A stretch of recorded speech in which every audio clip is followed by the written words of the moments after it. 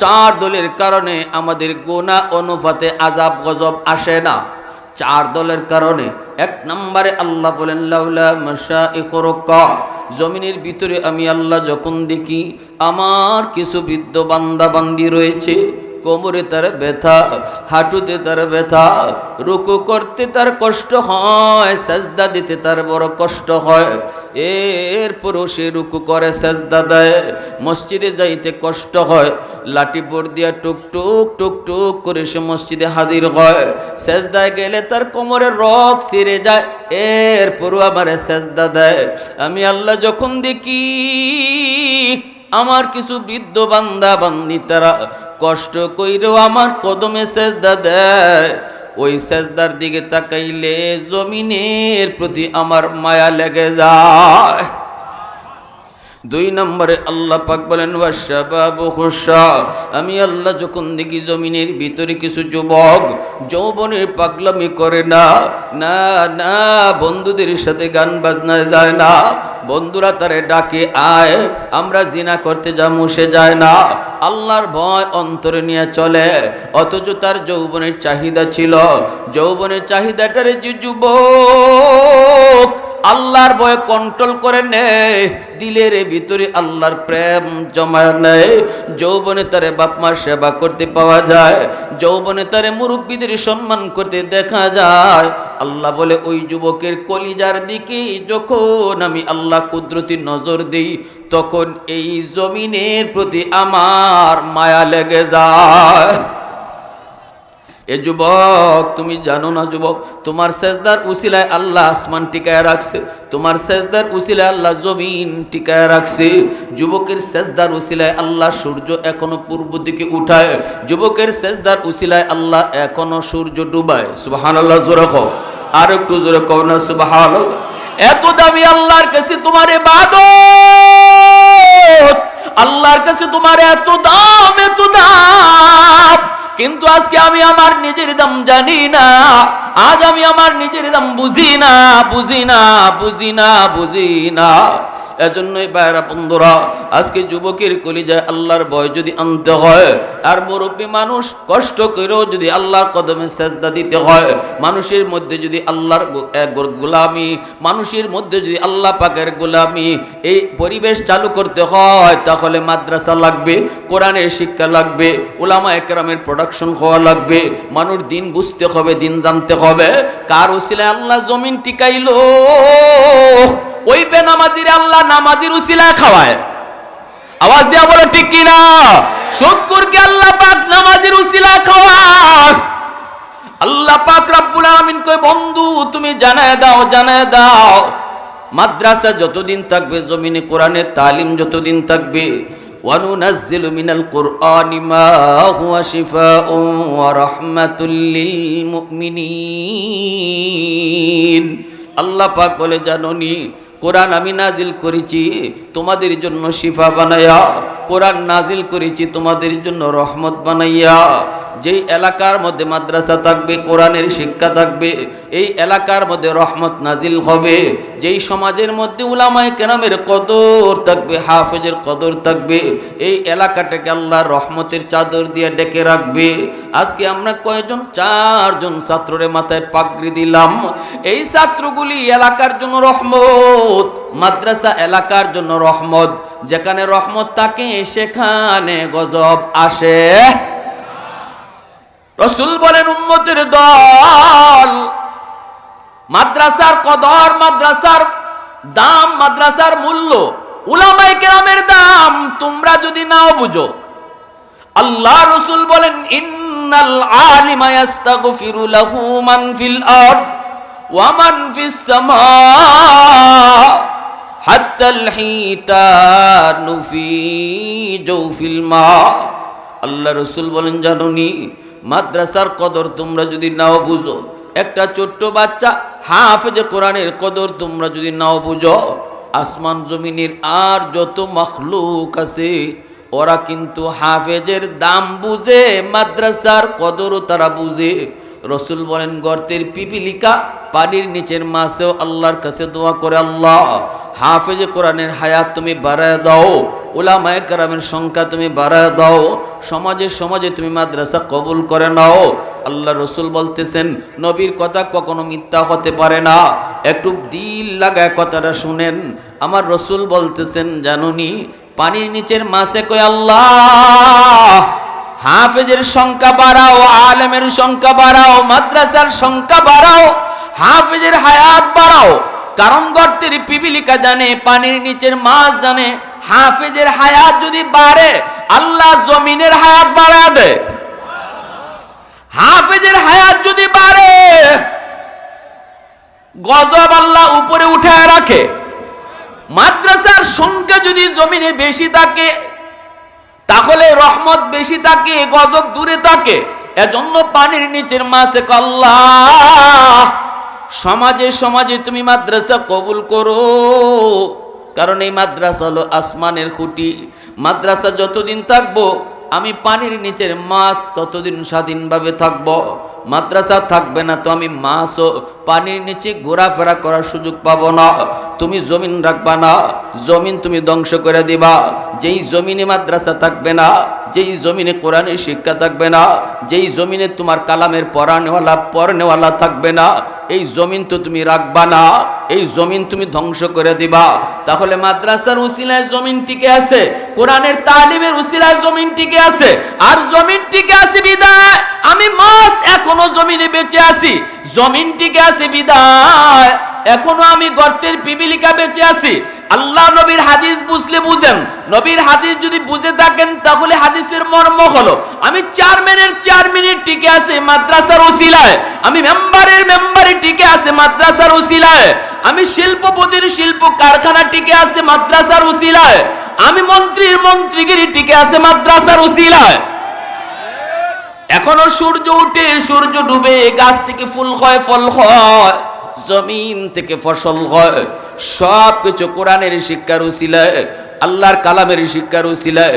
যতদিন জমিনে কোরআনের শিক্ষা চলবে সূর্য পূর্ব দিকে উঠবে, যতদিন জমিনে কোরআনের শিক্ষা চলবে গাছ গাছালি ফুল দিবে ফল দিবে, যতদিন জমিনে কোরআনের শিক্ষা চলবে জমিন থেকে ফসল হবে। আল্লাহ পাক আমি মেম্বারকে মেম্বারি করার সুযোগ দিবে, চেয়ারম্যানকে চেয়ারম্যানি করার সুযোগ দিবে। অতএব মাদ্রাসা আমি টিকায় রাখছি কখনো বলবেন না। লক্ষ টাকাও যদি কেউ দেয় মাদ্রাসা আমি টিকায় রাখছি বলবেন না। আমার নবীর হাদিসের ভাষার মর্ম হলো তুমি বলবা মাদ্রাসার উসিলায় আল্লাহ আমাকে টিকায় রাখছে। যৌবনের কোরআন তেলাওয়াতের সওয়াব যেই বয়সে চোখে পাওয়ার থাকবে না আফসোস করবা, ওই বয়সও আমি তোমার যৌবনের তেলাওয়াতের সওয়াব জারি রাখবো, যৌবনের সওয়াব জারি রাখবো, কখনো বন্ধ করব না, কখনো বন্ধ করব না। কারণ তোমার চোখের পাওয়ারটা তো আমি নিয়েছি, তুমি নিজে নিজেই পাওয়ার নষ্ট করো নাই। বয়সের কারণে আমি তোমার চোখের পাওয়ার কেড়ে নিয়েছি। আজও যদি তোমার চোখে আগের মতো পাওয়ার দিয়া রাখতাম তাহলে আমি আল্লাহর বিশ্বাস তুমি আগের মতোই তেলাওয়াত করতা। আজও ফজরের পর তুমি প্রতিদিন সূরা ইয়াসিন তেলাওয়াত করেছো, আজ তুমি তেলাওয়াত করতে পারো না। কিন্তু আল্লাহ বলেন ইল্লাল্লাযীনা আমানু ওয়া আমিলুস সালিহাত ফালাহুম আজরুন গায়রু মামনুন।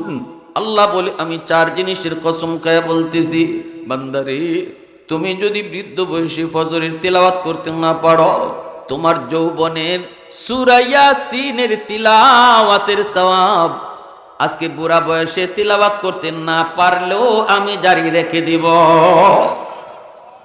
এটাই হলো আহকামুল হাকিমিনের পেনশন।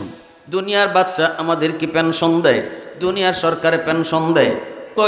সরকারি বয়স হলো 40 বছর, 40 বছর পর্যন্ত সরকারের ডিউটি তুমি পালন করেছ, সরকার তোমার উপরে বড় খুশি। তুমি নির্ধারিত সময় অফিসে এসেছ, আমার ডিউটি তুমি পালন করেছ, আমি সরকার তোমার উপরে খুশি। এখন আর তোমাকে অফিসে আসা লাগবে না, তুমি ঘরে বসা থাকো, ডিউটি করা লাগবে না। তোমার অ্যাকাউন্টে আমি পেনশনের বেতন পাঠায় দিব, থাকবা তুমি ঘরে, আর পৌঁছে যাবে তোমার বেতন। এর নাম হলো পেনশন। আওয়াজ আসতে কেন, জোরে বলেন। সকল বাদশার বাদশা যিনি, আহকামুল হাকিমিন, তিনি বলেন, বান্দা, দুনিয়ার বাদশা যদি তোমার কর্মচারীর উপরে খুশি হইয়া তার পেনশন দে, আমি আল্লাহ সকল বাদশার বাদশা, আমিও তোমাকে এবাদতের পেনশন দিব।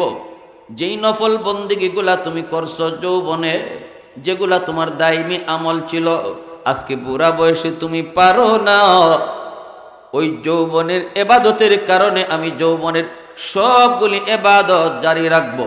তাহাজ্জুদের নামাজ তুমি পড়েছো, এখন পড়তে পারো না, গায়ে তোমার শক্তি নাই, ঘুম থেকে উঠতে পারো না, তুমি বড় দুর্বল, ঘুমায় ঘুমায় তুমি শুধু আফসোস করো, চোখের পানি ধরাও। আল্লাহ কয়, বান্দারে কাঁদিস না, যদিও তুই ঘুমায় রইছো, তাহাজ্জুদের টাইমে তোমার ঘুম ভাঙছে ঠিকই, কারণ তোমার এই টাইমে ঘুম ভাঙ্গা অভ্যাস ছিল। এখন তুমি উঠতে পারো না, কারণ তোমার গায়ে শক্তি নাই, কোমরে তোমার ব্যথা, হাঁটুতে ব্যথা, তুমি আফসোস করো। আল্লাহ কো, বান্দা, আফসোস করার দরকার নাই রে বান্দি। যৌবনে তুমি তাহাজ্জুদ যে আদায় করেছো, আজকে বুড়া বয়সে ঘুমায় থাকলো, আমল নামায় তাহাজ্জুদের সওয়াব আমি আল্লাহ উঠায় দিব। প্রশংসা করব কার? একটু আওয়াজ দেয়া কও না কার? মুসলমানের আওয়াজে কও না কার? ওয়াহদাতি কি হিফাজত নেহি বেকুওতে বাজু, ওয়াহদাতি কি হিফাজত নেহি বেকুওতে বাজু, आते निके कुछ काम हक ले खुदा दा, ऐ मर्द खुदा तुझको कुव्वत नहीं हासिल, जा बैठ किसी गार में अल्लाह को कर याद, ये सच है कि बातिल की तरफदार नहीं हम, गद्दार न समझो हमें गद्दार नहीं हम, फूलों की तरह नरम मिजाज अपना है नजर, हम तीरी नहीं नेज़ा व तलवार नहीं हम, हम तीरी नहीं नेज़ा व तलवार नहीं हम। मुसलमाনের আওয়াজে কও আল্লাহু আকবার। একজন যুবকের জীবন শুরু হয় মাত্র, সামনের জীবনের তার সবগুলি ঘাট থাকে, প্রতিটা ঘাট থেকে তার পার হওয়া লাগবে। এর যুবক, তোমার আমার জীবনে আল্লাহ বাতি জ্বালায়া দিছে, বাতি লাগায়া দিছে, বাতি কিন্তু আল্লাহ জ্বালায়া দেয় নাই, বাতি জ্বালায়া আল্লাহ দেয় নাই। এই যে এই জায়গায় লাইট লাগানো হয়েছে, লাইট জ্বলবে না, পাওয়ার হাউস থেকে যদি লাইন ওকে করা না হয়, তোমার আমার জীবনও আল্লাহ পাক লাইট লাগায়া দিছে, জ্বালায়া দেয় নাই। জ্বালানোর জন্য আল্লাহ বলছে পাওয়ার হাউস থেকে লাইন ওকে করো, পাওয়ার হাউস থেকে লাইন ওকে করো। যৌবনে তুমি বাপমার সেবা করো, যৌবনে তুমি মুরব্বীদের সম্মান করো, যৌবনে উলামায়ে কেরামের তাজিম করো, আলেমদের কাছ থেকে তুমি দোয়া নাও, মুরব্বীদের কাছ থেকে তুমি দোয়া নাও, মা বাবার অন্তরের দোয়া তুমি নিয়ে নাও। যখনই তুমি এই পাওয়ার হাউস থেকে তোমার জীবনের লাইন ওকে করবে, আল্লাহ যে বাতি লাগায়া দিছিল, লাইট লাগায়া দিছিল, সেই লাইট আল্লাহ জ্বালায়া দিবে। এজন্য যৌবনে মা বাবার দোয়া একান্ত প্রয়োজন। হায়াতের ভিতরে আল্লাহ বরকত তোমার বাড়ায় দিবে, রিজিকের ভিতরে আল্লাহ বরকত বাড়ায় দিবে। হাকিমুল উম্মত মুজাদ্দিদি মিল্লাত মাওলানা আশরাফ আলী থানভী রাহমাতুল্লাহি আলাইহি বলেন, যেই সন্তানের পিছনে তার মার দোয়া, বাবার দোয়া, ওই সন্তানের এক নাম্বার দুনিয়ার ফায়দা, আল্লাহ তার হায়াতের ভিতরে বরকত বাড়ায় দেয়। বিপদ তার উপরেই পড়ার কথা, অ্যাক্সিডেন্টে তার পা ভেঙে যাওয়ার কথা, তকদিরে লেখা হচ্ছিল তার পা ভেঙে যাবে, আল্লাহ পাকের তকদির, আল্লাহ পাকও লেখা রাখছিল, তকদিরও লেখা ছিল। কিছু কিছু তকদির আল্লাহ ঘুরায় দেয় দোয়ার উসিলায়। সেই দোয়া যদি হয় মার বাবার, সেই বাপ মার দোয়ার উসিলায় আল্লাহ পাক তোমার অ্যাক্সিডেন্ট থেকে আল্লাহ তোমারে বাঁচাইয়া দিবে। আওয়াজ দিয়ে কও না সুবহানাল্লাহ, আর একটু জোরে কও না সুবহানাল্লাহ। 2 নম্বর ফায়দা হলো আল্লাহ পাক তোমার রিজিকের ভিতরে বরকত বাড়ায় দিবে। রিজিকের ভিতরে আল্লাহ বরকত বাড়ায় দিবে। অল্প তুমি কামাই করো, অল্প কামাইয়ের ভিতরে আল্লাহ রিজিক বাড়ায় দিবে। কামাই তোমার কম কিন্তু ফায়দা অনেক বেশি। বরকত কারে কয় এটা আমরা অনেকেই বুঝি না। বাপমার দোয়া যদি থাকে রিজিকের ভিতরে বরকত বাড়ায় কে? আওয়াজ দেয়া বলেন কে? 3 নম্বর ফায়দা হলো যেই যুবক মা বাবার দোয়া নিয়ে চলবো, মা বাবার সেবা করব, মার সাথে চোখ লাল করে কথা বলবে না, বাবার কলিজায় আঘাত দিয়ে কথা বলবে না, নরম নরম ভাষায় কথা কইব, আল্লাহ পাক রব্বুল আলামিন তার সন্তানকেও তার মতো আদর্শ সন্তান বানাইব। সে যেমন বাবার মার কথা মাইন্না চলে, আল্লাহ তার সন্তানকেও তার মতো বানাইব। 4 নম্বর ফায়দা হলো মা ভক্ত সন্তান, বাবা ভক্ত সন্তান যদি গরিব হয়, হাকিমুল উম্মত বলেন ওই লোকটারে আল্লাহ পাক মক্কা মদিনা আল্লাহ জিয়ারত করায় নিব। কারণ হলো দুনিয়ার জমিন মার চেহারার দিকে বাবার চেহারার দিকে কতবার মায়ার নজরে তাকায় তাকায়া কবুল হজ কামাই করেছে। রাসূল বলেন মা মিন বালাদিন বারিন ইয়ানজুরু ইলা ওয়ালিদাইহি নাজরা রাহমাতিন ইল্লা কাতাবাল্লাহু লাহু বিকুল্লি নাজরাতিন হাজ্জাতাম মাবরুরা।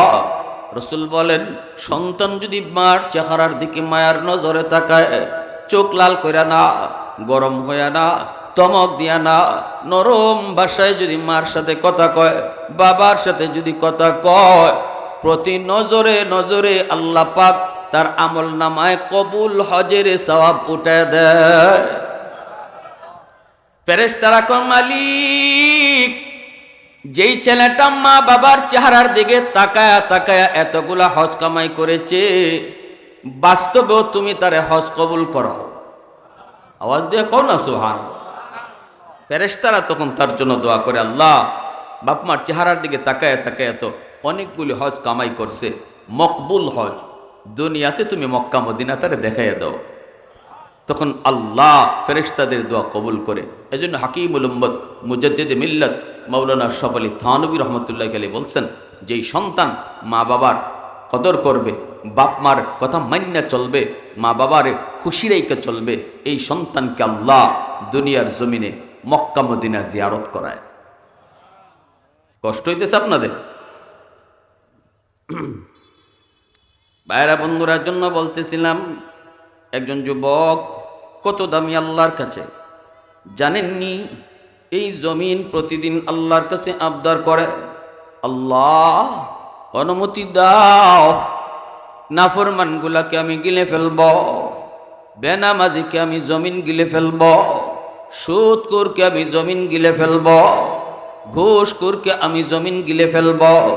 আলা কুল্লা ইয়াউমিন ওয়াল আরদা ইয়াস্তাজিলু রাব্বাহু ওয়াল মালাইকাতু ইয়াস্তাজিলু রাব্বাহু ওয়াল বাহরা ইয়াস্তাজিলু রাব্বাহু। হাদিসে কুদসি বলতেছি, যেটা আল্লাহর ভাষা। আল্লাহ বলতেছেন জানোনি, জমিন আমারে কয় মালিক অনুমতি দিবাইনি, বেনামাজিকে আমি জমিন গিলে ফেলব, সুদখোরকে গিলে ফেলব। আল্লাহ বলেন কেন? জমিন কয় বেনামাজির পায়ের বোঝা আমি আর কতদিন নিমু গো, সুদখোরের পায়ের বোঝা কতদিন আমি সহ্য করব। আসবিরু ইলা মাতা আসবিরু। জমিনে কয় মালিক আর কতদিন, আর কত কাল ওই সুদখোরের পায়ের বোঝা আমি জমিন সহ্য করব। আল্লাহু আকবার, জোরে খাও। জমিনে কয় মালিক ওই জিনাকুর আমি জমিনের উপর দিয়ে আর কতদিন হাঁটবে, আমি আর কতদিন সেটা সইব। আল্লাহ বলে জানোনি, তোমাদের এলাকার জমিনও প্রতিদিন আবদার করে, আপনাদের মির্জাপুরের জমিনও আল্লাহর কাছে এই আবদার করে।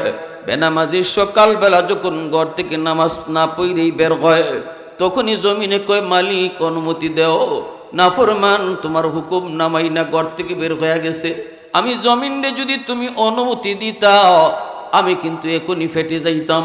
ওরে নগদ আমি কবর দিয়া ফেলতাম। আল্লাহ বলে সাগর মহাসাগর গুলো এইভাবে আবদার করে, ওয়াল বাহরা ইয়াস্তাজিলু রাব্বাহু, কক্সবাজার সমুদ্র সৈকতের পার কত যুবক কত যুবতী যে গুনার আয়োজন করে, গুনাহ করে, পানিতে নেইমা গুনাহ করে। কক্সবাজার সাগরের পানিটা গুনার সাক্ষী হয়। সাগরের পানিটা ডাক দিয়া কয়, মালিক আর কতদিন আমি গুনাহ দেখবো, আর কতকাল দেখবো, আর কতকাল আমি গুনাহ দেখবো, অনুমতি দিবাইনি। যেই নাফরমান গুলা সাগরের পারে আইসা এরকম গুনাহ করে, অথচ আমি সাগর কতটা ভয়ঙ্কর নাফরমান ভালো করে জানে। তোমার হুকুমে আমি শান্ত, তোমার হুকুমে আমি সাথে সাথে অশান্ত। সাগর যদি চায় মুহূর্তের ভিতরে সব ডুবাইয়া দিতে পারে কি পারে না? আল্লাহর হুকুম পাইলে পারে কি পারে না? ওই যে বরিশালের সিডরের পর আমি গিয়েছিলাম, বরগুনা পাথর ঘাটায় গিয়েছিলাম ত্রাণ নিয়া। অসংখ্য মানুষজন ত্রাণ নেওয়ার জন্য আসলো। একটা ছোট্ট মেয়ে, নাম তার সুমি, 7 বছরের মেয়েটাকে নিয়ে মেম্বার সাহেব হাজির হয়েছে। মেম্বার সাহেব কই, হুজুর সবাই তার ফ্যামিলির মারা গেছে, কারো কোনো অস্তিত্ব নাই। এই মেয়েটার বাবা কই, মা কই, লাশটা পর্যন্ত আমরা পাই নাই। কিন্তু পানি চলে যাওয়ার পর যখন আমরা তাদের বাড়ির পাশ দিয়ে যাচ্ছিলাম গো, তখনই একটা ছোট বাচ্চার কান্নার আওয়াজ শুনতে পাই। ডানে তাকাই, বামে তাকাই, সামনে তাকাই, পিছনে তাকাই, কোন দিক থেকে এই কান্নার আওয়াজটা আসতেছে। এমনি কিছু মানুষে কই, ভাই রে ডানেও না বামেও না, উপরের দিকে তাকাও। উপরে তাকায় দেখি তাল গাছ, এই তাল গাছের ঝুপড়ির মধ্য থেকে কান্নার আওয়াজ। 2 জন মানুষ তালগাছ বেয়ে বেয়ে তারা উঠল। এই 7 বছরের সুমি তাল গাছের ঝুপড়ির মধ্যে আল্লাহ তারে কুদরতে বাঁচায় নিছে।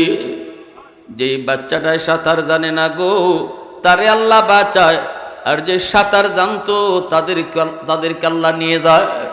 এজন্য সাগর কয়, মালিক নাফরমান ভালো করে জানে আমার পাওয়ার, আমার গরম। তুমি চাইলে আমি কি না পারি, কিন্তু আজকে কক্সবাজারের পারে আইসা, সাগরের পারে আইসা নাফরমানগুলি যেই পরিমাণ নাফরমানি করে, যেই পরিমাণ গুনাহ করে, অত্যাচার করে, জুলুম করে, আল্লাহ আমি সাগর আর কতদিন সেটা দেখব? অনুমতি দিবাইনি। আমি ওদেরকে যায় ডুবাইয়া দিই, না পাক জমিনটারে আমি পাক বানায় দিই। আল্লাহ পাক তখনই জমিনরে একটা ধমক দেয়, সাগর মহাসাগর আল্লাহ ধমক দেয়, ফেরেশতারাও কই ধ্বংস করে দেই, আল্লাহ ফেরেশতাদেরকেও একটা ধমক দেয়। আল্লাহু আকবার, আওয়াজ দেখুন, আল্লাহু আকবার। আল্লাহ পাক রব্বুল আলামিন কই, এর জমিন আমি আল্লাহ দেখতেছি, এই জমিনের ভিতরে কত গুনাহ হইতেছে, কত অত্যাচার হইতেছে, কত জুলুম হইতেছে, কত নাফরমানি হয়, কত অন্যায় হয়। এরপরও আমি আল্লাহর নগদ ধরি না, কারণ জানোনি এই মানুষকে আমি আল্লাহ সবচেয়ে সুন্দর এবং সবচেয়ে মায়া করে বানাইছি। আসমান আল্লাহ বানাইছেন কুন ফায়াকুন বইলা, জমিন আল্লাহ বানাইছেন কুন ফায়াকুন বইলা, ফেরেশতা আল্লাহ বানাইছেন কুন ফায়াকুন বইলা। কিন্তু আমারে আপনারে আল্লাহ পাক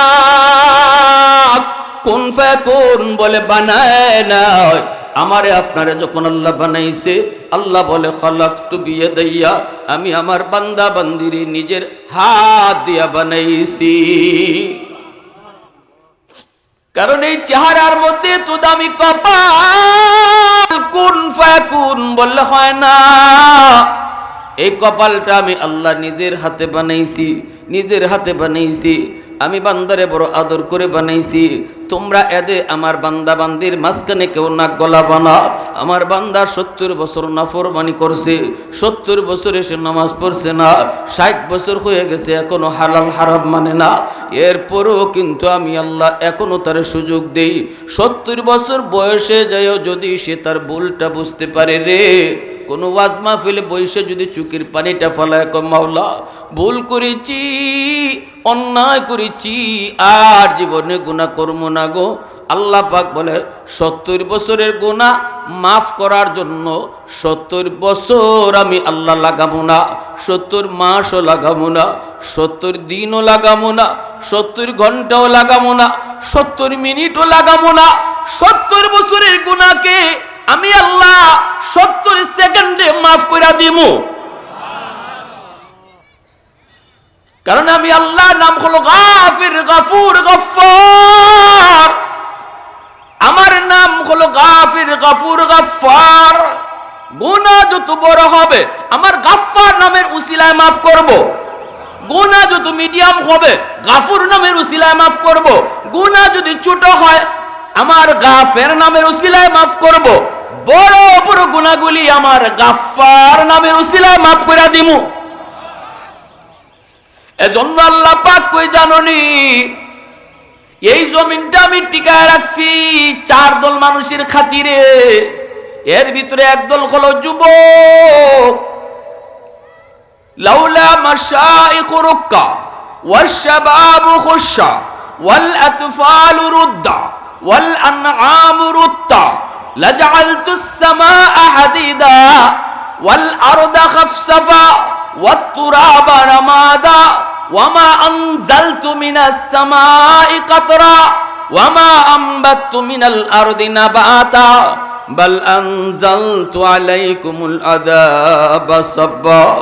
আল্লাহ পাক বলতেছে জানোনি 4 দলের কারণে আমি জমিন টেকায় রাখি।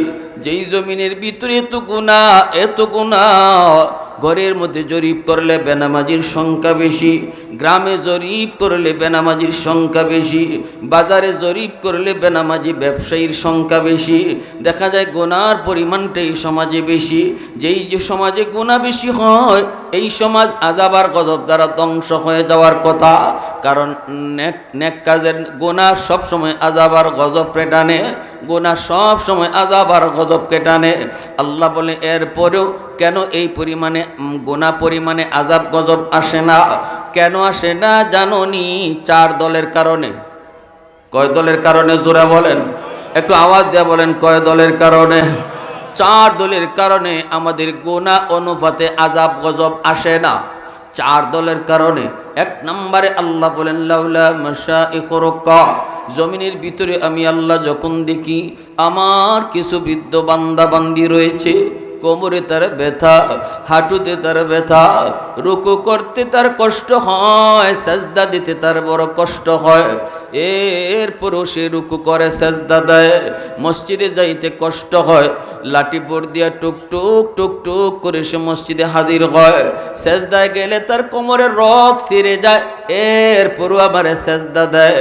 আমি আল্লাহ যখন দেখি আমার কিছু বৃদ্ধ বান্দা বান্দি তারা কষ্ট কইরেও আমার কদমে সেজদা দেয়, ওই সেজদার দিকে তাকাইলে জমিনের প্রতি আমার মায়া লেগে যায়। 2 নম্বরে আল্লাহ পাক বলেন ওয়াশ-শাবাবু খুশা, আমি আল্লাহ যখন দেখি জমিনের ভিতরে কিছু যুবক যৌবনের পাগলামি করে না, না না বন্ধুদের সাথে গান বাজনায় যায় না, বন্ধুরা তারে ডাকে আয় আমরা জিনা করতে যাবো, সে যায় না, আল্লাহর ভয় অন্তরে নিয়ে চলে, অথচ তার যৌবনের চাহিদা ছিল, যৌবনের চাহিদাটারে যে যুবক আল্লাহর ভয় কন্ট্রোল করে নেয়, দিলের ভিতরে আল্লাহর প্রেম জমায় নেয়, যৌবনে তারে বাপ মার সেবা করতে পাওয়া যায়, যৌবনে তারে মুরব্বীদের সম্মান করতে দেখা যায়। আল্লাহ বলে ওই যুবকের কলিজার দিকে যখন আমি আল্লাহ কুদরতি নজর দিই তখন এই জমিনের প্রতি আমার মায়া লেগে যায়। এ যুবক তুমি জানো না যুবক, তোমার সেজদার উসিলায় আল্লাহ আসমান টিকায় রাখছে, তোমার সেজদার উসিলায় আল্লাহ জমিন টিকায় রাখছে, যুবকের সেজদার উসিলায় আল্লাহ সূর্য এখনো পূর্ব দিকে উঠায়, যুবকের সেজদার উসিলায় আল্লাহ এখনো সূর্য ডুবায়। সুবহানাল্লাহ, জোরে কও, আর একটু জোরে কও না সুবহানাল্লাহ। এত দামি আল্লাহর কাছে তোমার ইবাদত, আল্লাহর কাছে তোমার এত দাম, এত দাম, কিন্তু আজকে আমি আমার নিজের দাম জানি না, আজ আমি আমার নিজের দাম বুঝি না, বুঝি না, বুঝি না, বুঝি না। এজন্যই ভাইরা বন্ধুরা, আজকে যুবকের কলিজায় আল্লাহর ভয় যদি আনতে হয়, আর মুরব্বী মানুষ কষ্ট করেও যদি আল্লাহর কদমে সেজদা দিতে হয়, মানুষের মধ্যে যদি আল্লাহর গোলামি, মানুষের মধ্যে যদি আল্লাহ পাকের গোলামি এই পরিবেশ চালু করতে হয়, তাহলে মাদ্রাসা লাগবে, কোরআনের শিক্ষা লাগবে, উলামায়ে কেরামের প্রোডাকশন হওয়া লাগবে, মানুষ দিন বুঝতে হবে, দিন জানতে হবে। কার উসিলায় আল্লাহ জমিন টিকাইলো? ওই বেনামাজির আল্লাহ নামাজির উসিলায় খাওয়ায়। আওয়াজ দিয়া বলো ঠিক কিনা? সুদখোরকে আল্লাহ পাক নামাজির উসিলায় খাওয়ায়। আল্লাহ পাক রব্বুল আলামিন কয়, বন্ধু তুমি জানায় দাও, জানায় দাও, মাদ্রাসা যতদিন থাকবে, জমিনে কোরআনের তালিম যতদিন থাকবে, ওয়ানুনাজ্জিলু মিনাল কুরআনি মা হুয়া শিফাউন ওয়া রাহমাতুল লিল মুমিনিন। আল্লাহ পাক বলে, জানোনি কোরআন আমি নাজিল করেছি তোমাদের জন্য শিফা বানাইয়া, কোরআন নাজিল করেছি তোমাদের জন্য রহমত বানাইয়া। যেই এলাকার মধ্যে মাদ্রাসা থাকবে, কোরআনের শিক্ষা থাকবে, এই এলাকার মধ্যে রহমত নাজিল হবে। যেই সমাজের মধ্যে উলামায়ে কেরামের কদর থাকবে, হাফেজের কদর থাকবে, এই এলাকাটাকে আল্লাহর রহমতের চাদর দিয়ে ডেকে রাখবে। আজকে আমরা কয়জন? 4 জন ছাত্ররে মাথায় পাগড়ি দিলাম। এই ছাত্রগুলি এলাকার জন্য রহমত, মাদ্রাসা এলাকার জন্য রহমত। যেখানে রহমত থাকে সেখানে গজব আসে।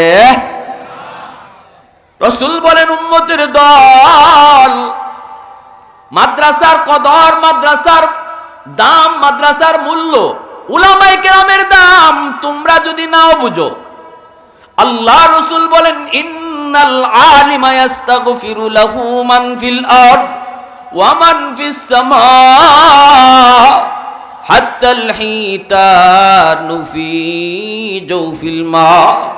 আল্লাহ রাসূল বলেন, জানোনি মাদ্রাসার কদর তোমরা যদি নাও বুঝো, একটা ছোট্ট বাচ্চা হাফেজে কোরআনের কদর তোমরা যদি নাও বুঝো, আসমান জমিনের আর যত মাখলুক আছে ওরা কিন্তু হাফেজের দাম বুঝে, মাদ্রাসার কদরও তারা বুঝে। রসুল বলেন, গর্তের পিপিলিকা, পানির নিচের মাছেও আল্লাহর কাছে দোয়া করে, আল্লাহ হাফেজে কোরআনের হায়াত তুমি বাড়ায় দাও, উলামায়ে কেরামের সংখ্যা তুমি বাড়ায় দাও, সমাজে সমাজে তুমি মাদ্রাসা কবুল করে নাও। আল্লাহ রসুল বলতেছেন, নবীর কথা কখনো মিথ্যা হতে পারে না। একটু দিল লাগায় কথাটা শুনেন। আমার রসুল বলতেছেন, জানুনি পানির নিচের মাছে কয়, আল্লাহ হাফেজের সংখ্যা বাড়াও, আলেমের সংখ্যা বাড়াও, মাদ্রাসার সংখ্যা বাড়াও, হাফেজের হায়াত বাড়াও। কারণ গর্তের পিপিলিকা জানে, পানির নিচের মাছ জানে, হাফেজের হায়াত যদি বাড়ে আল্লাহ জমিনের হায়াত বাড়ায় দেয়। হাফেজের হায়াত যদি বাড়ে গজব আল্লাহ উপরে উঠায় রাখে। মাদ্রাসার সংখ্যা যদি জমিনে বেশি থাকে তাহলে রহমত বেশি থাকে, গজব দূরে থাকে। এজন্য পানির নিচের মাছে আল্লাহ সমাজে সমাজে তুমি মাদ্রাসা কবুল করো। কারণ এই মাদ্রাসা হলো আসমানের খুঁটি। মাদ্রাসা যতদিন থাকবো আমি পানির নিচের মাছ ততদিন স্বাধীনভাবে থাকবো। মাদ্রাসা থাকবে না তো আমি মাছও পানির নিচে ঘোরাফেরা করার সুযোগ পাবো না। তুমি জমিন রাখবা না, জমিন তুমি ধ্বংস করে দিবা। যেই জমিনে মাদ্রাসা থাকবে না, যেই জমিনে কোরআনের শিক্ষা থাকবে না, যেই জমিনে তোমার কালামের পড়নেওয়ালা থাকবে না, এই জমিন তো তুমি রাখবা না, এই জমিন তুমি ধ্বংস করে দিবা। তাহলে মাদ্রাসার উসিলায় জমিন টিকে আছে, কোরআনের তালিমের উসিলায় জমিন টিকে আছে। আর জমিন টিকে আছে বিদায় আমি মাছ এখনো জমিনে বেঁচে আছি। জমিন টিকে আছে বিদায় এখনো আমি গর্তের পিপিলিকা বেঁচে আছি। আল্লাহ নবীর হাদিস বুঝলে বুঝেন, নবীর হাদিস যদি বুঝে থাকেন তাহলে হাদিসের মর্ম হলো আমি চেয়ারম্যানের 4 মিনিট টিকে আছে মাদ্রাসার উসিলায়, আমি মেম্বারের মেম্বারে টিকে আছে মাদ্রাসার উসিলায়, আমি শিল্পপতির শিল্প কারখানা টিকে আছে মাদ্রাসার উসিলায়, আমি মন্ত্রীর মন্ত্রীগিরি টিকে আছে মাদ্রাসার উসিলায়। এখনো সূর্য উঠে সূর্য ডুবে, গাছ থেকে ফুল হয় ফল হয়, জমিন থেকে ফসল হয়, সব কিছু কোরআনের শিক্ষার উসিলায়, আল্লাহর কালামের শিক্ষার উসিলায় যতদিন জমিনে কোরআনের শিক্ষা চলবে, সূর্য পূর্ব দিকে উঠবে। যতদিন জমিনে কোরআনের শিক্ষা চলবে, গাছ গাছালি ফুল দিবে, ফল দিবে। যতদিন জমিনে কোরআনের শিক্ষা চলবে, জমিন থেকে ফসল হবে।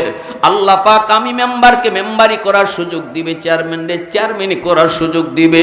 অতএব মাদ্রাসা আমি টিকায় রাখছি, কখনো বলবেন না। লক্ষ টাকাও যদি কেউ দেয়, মাদ্রাসা আমি টিকায় রাখছি বলবেন না। আমার নবীর হাদিসের ভাষার মর্ম হলো, তুমি বলবা মাদ্রাসার উসিলায় আল্লাহ আমাকে টিকায় রাখছে। একজন ছাত্ররে যদি তুমি খাওয়াও, কখনো কইও না আমি ছাত্রটারে খাওয়াই। মাদ্রাসার একজন ছাত্র, একজন হাফেজ কোরআনকে যদি তুমি লজিং রাখো, কখনো এই কথা বইল না আমি ছাত্রটারে খাওয়াই। নবীর হাদিসের মর্ম হলো, তুমি বলো এই ছাত্রের উসিলায় আল্লাহ আমাদেরকে খাওয়ায়। এজন্য আমার ভাইরা, একটু দিলটা নরম করে কথাগুলি বুঝো। কেন মাদ্রাসার এত প্রয়োজন? মাদ্রাসা টিকায় রাখতে হবে। মাদ্রাসার ফায়দা যদ্দূর, এলাকার মানুষের ফায়দা এর চেয়ে বেশি। মাদ্রাসা আমার ফায়দায় টিকায় রাখতে হবে, আমি বেঁচে থাকার জন্য, আমি সুস্থতার নিয়ামত নিয়ে বেঁচে থাকার জন্য, আমি আল্লাহর রহমত নিয়ে বেঁচে থাকার জন্য মাদ্রাসা টিকায় রাখতে হবে। কারণ আল্লাহর কালামের শিক্ষা থাকলে তো আল্লাহ আমাকে রহমত দিবে। আল্লাহর রহমত ছাড়া 1 মিনিট বাঁচার কোনো উপায় আছে কারো? আওয়াজ দিয়া বলেন আছে? আল্লাহর রহমত ছাড়া 1 সেকেন্ড বাঁচার কোনো আমাদের উপায় নেই। এই রহমতটা আল্লাহ বলে আমি কোরআনের শিক্ষার উসিলায় তোমাকে দিতেছি। এখন যদি কেউ বলে আমি মাদ্রাসা বন্ধ করে দিব, তার মানে হইল সে তার নিজের পায়ে নিজে কোরাল মারলো।